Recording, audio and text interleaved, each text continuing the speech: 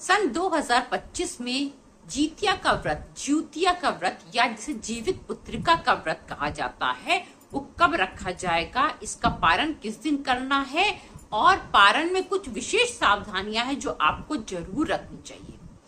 आज का वीडियो का विषय है जितिया का व्रत।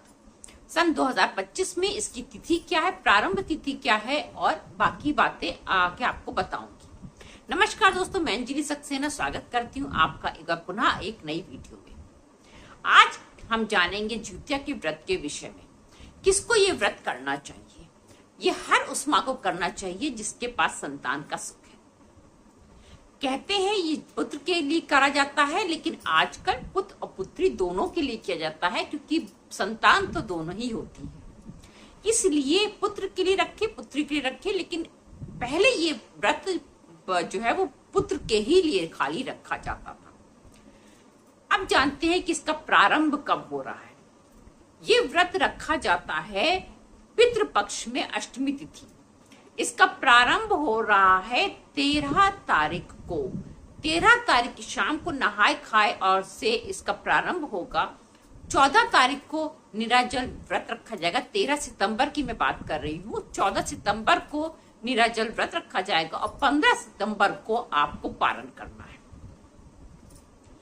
अब आप ये बात समझ के रखिए कि ये जो है व्रत जो है वो अपने बच्चों के लिए रखा जाता है। इसमें किसी भी प्रकार की कमी मत करिएगा। बच्चों की लंबी आयु और उनके अच्छे भविष्य के लिए ये व्रत रखा जाता है।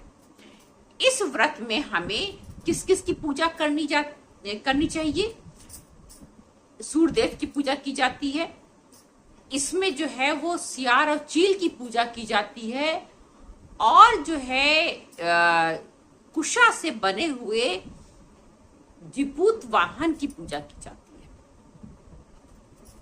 इनकी पूजा की जाती है और ये कब करनी है आपको? 14 तारीख की सुबह में स्नान करने के बाद आपको एक आसन पर नया वस्त्र बिछा करके तब ये पूजा करनी है। उनको धूप दीप दिखाइए, फूल माला आदि अर्पित करिए। ये आपको तब पूजा करनी है। 13 तारीख को नहाए खाए करना है। ठिठुआ वगैरह बना करके आपको नहाए खाए की विधि करनी है। 14 तारीख को सुबह आपको ये करना है जो चील और सियार की पूजा की जाती है, वो पूजा करनी है। वो चील और सियार या तो आप मिट्टी के बना सकते हैं या गोबर के बना सकते हैं और सूर्यदेव की पूजा की जाती है। अब आपको जो विशेष ध्यान रखना है उसकी बात मैं करती हूँ।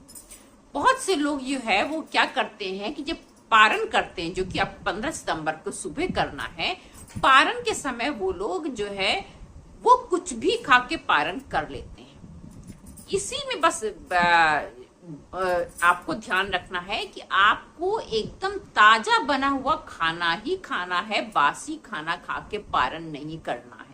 पहले का रखा हुआ कुछ भी खा के पारण नहीं करना है।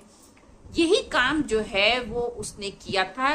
जो इसकी कहानी है उसमें जो है राजा की उस पुत्री ने ये कार्य किया था जिसका विवाह जो है वो राजा से हुआ था और इसीलिए उसके जो है संतान में दिक्कत आई थी। अगर आपने कहानी पूरी सुनी है तो आप ये बात जानते भी होंगे। इसलिए पारण करते समय आपको विशेष ध्यान रखना है कि आपको कोई भी बासी भोजन नहीं खाना है। ताजे भोजन से ही पारण करना है। बाकी जो लोग ये व्रत रखते हैं, मतलब जिनकी कुल में होती उनको करना चाहिए। जिनकी कुल परंपरा में नहीं होता है उनको ये व्रत नहीं करना चाहिए। कोई भी पूजा पाठ व्रत शौक में मत शुरू करिए।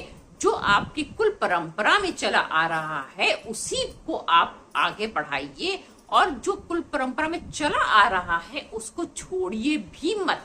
वो भी पितृदोष का कारण बनता है। इसलिए यदि आपकी कुल परंपरा में ये व्रत रखा जाता है तो आप इसे अवश्य रखिए। और जिनके यहाँ होता है उनको जितिया व्रत की बहुत बहुत हार्दिक शुभकामनाएं। फिर मिलेंगे एक नए वीडियो में एक नए विषय के साथ। नमस्कार।